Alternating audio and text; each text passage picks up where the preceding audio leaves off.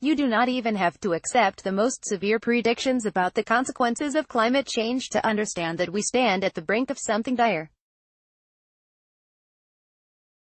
You only need to look at the fourth National Climate Assessment put out by 13 agencies under the Trump administration itself, which warns of cascading impacts that threaten our economy, national security, essential services, and health and well-being.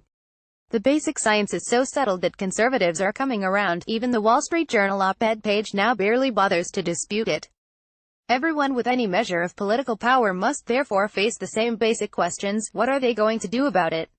What plan to halt climate change do they endorse, and how are they going to make sure it happens? The institutional Democratic Party has, for too long, essentially denied climate change. Rhetorically, of course, they admit that it's real and they're very concerned. But they do not act like people who think it's real and are very concerned. Even today, Barack Obama is proudly bragging that he is responsible for America becoming the world's largest fossil fuel producer. For anyone who accepts the scientific consensus on climate change, it is deranged to think of this as something to take pride in. Even The Economist admits that if the free market continues to allow fossil fuel companies to go forth with their plans, the earth will be ruined. Now, thank God, there is the beginning of a plan. Alexandria Ocasio-Cortez, who is quite literally one of the 4 or 5 most useful people in the entire world right now, has introduced a Green New Deal resolution. It is extremely ambitious, calling for the achievement of net zero greenhouse gas emissions and meeting 100% of the power demand in the United States through clean, renewable, and zero-emission energy sources. It ties the fight to stop climate change to the broader effort to create a more equitable society. People who actually know what they are talking about, such as Vox climate writer David Roberts, who, while no radical, is the most useful climate reporting in the country, praised the resolution for having a level of ambition that matches the scale of the problem. Climate change is such a severe crisis that the opening bid of any agenda had to be nothing less than a full transformation of the Earth's energy systems, and it's good that the AOCGND recognizes that. Of course, critics have pounced immediately. Conservatives laughed and laughed. She wants every building in the country to be energy efficient. She's against airplanes. It's the laughter of buffoons. Trump's Department of Energy already recommends all building owners do energy efficiency upgrades to save money, and air travel is affordable compared to high-speed rail in part because its actual costs are being imposed on the planet without being reflected in its price. Centrist liberals were almost as critical. Nancy Pelosi decided to publicly mock her Democratic colleagues, the Green Dream, or whatever they call it. Nobody knows what it is, but they're for it, right? It's stunning that conservatives think Nancy Pelosi is a leftist. Jonathan Chait of New York Magazine dismissed the resolution as coming from a political fantasy world, confidently predicting that it will never happen. If there is one thing centrist liberals know, it's all of the things that can never, ever happen. Hillary Clinton knows that single-payer healthcare will never, ever happen. Jonathan Chait previously knew that the election of Donald Trump would never, ever happen. They are realists, you see. There are perfectly fine critiques of the Green New Deal in its existing embryonic form. Any serious plan to address climate change has to have an international dimension, because while the U.S. is the second largest carbon polluter, it is not responsible for the majority of emissions. The GND needs to be part of an effort to get other countries to bind themselves to climate commitments by showing that we take our own seriously. And it's certainly true that there are going to need to be greater specifics and that the paying for it question can't be dismissed by pointing out that we never asked the military how it's going to pay for its latest piece of colossally expensive gadgetry.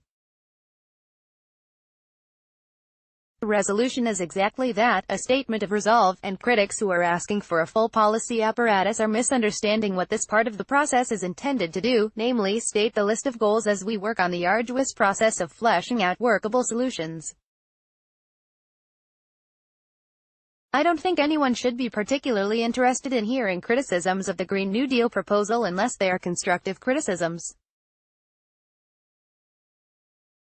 There's going to be a lot of crying that will never pass, and picking out the most wildly transformative thing a GND proponent has suggested, then declaring it proves leftists have their heads in the clouds. As for, it will never pass, that's quite obviously silly. Things pass when you build political movements to make them pass, and they don't when you don't. I do not want to hear from those who have failed to predict previous drastic shifts in American politics about what can and can't happen politically.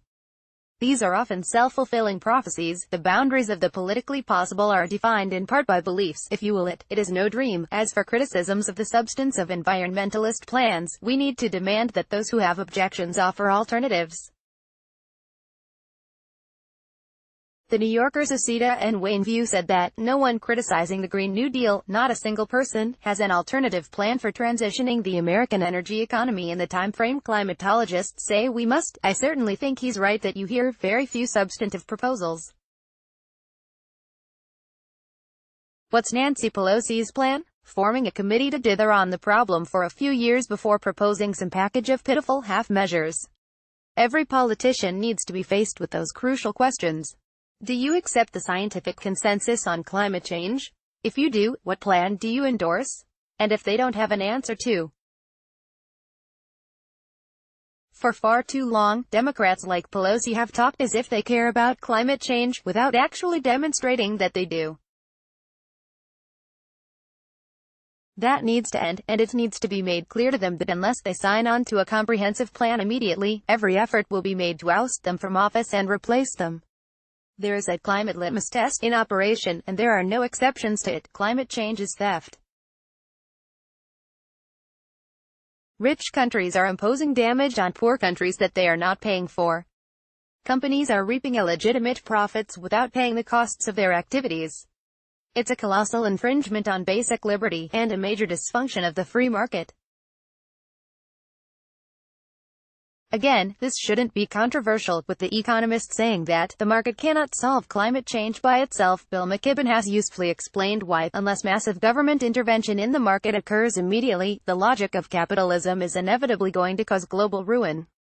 His summary is worth quoting in full. We have 5 times as much oil and coal and gas on the books as climate scientists think is safe to burn. We'd have to keep 80% of those reserves locked away underground to avoid that fate. Before we knew those numbers, our fate had been likely. Now, barring some massive intervention, it seems certain, yes, this coal and gas and oil is still technically in the soil. It's already economically above ground, it's figured into share prices, companies are borrowing money against it, nations are basing their budgets on the presumed returns from their patrimony.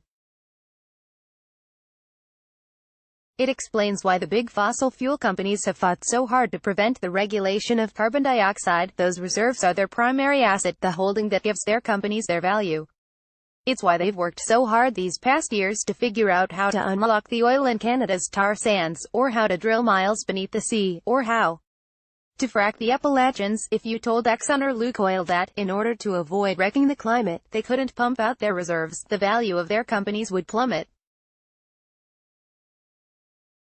John Fullerton, a former managing director at J.P. Morgan who now runs the Capital Institute, calculates that at today's market value, those 2,795 gigatons of carbon emissions are worth about $27 trillion.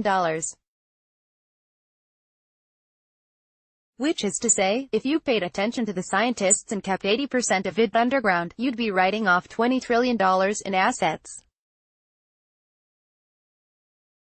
The numbers aren't exact, of course, but that carbon bubble makes the housing bubble look small by comparison.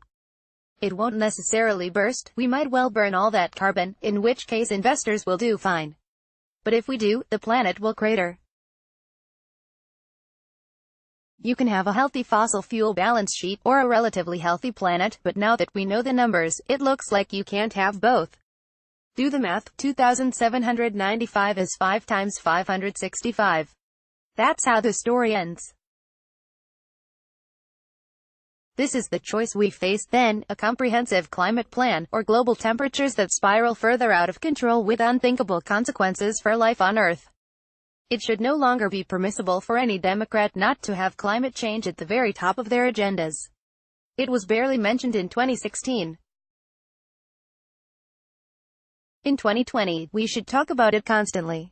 It feels strange to exist at such a pivotal moment for the fate of the Earth, but here we are, and those who want history to look favorably upon them need to make clear which side they're on. Current Affairs would like to expand and improve its climate coverage. We are entirely reader-funded and depend on your support in order to produce new work. Please consider subscribing or donating to help us continue to build a vibrant and effective independent media outlet.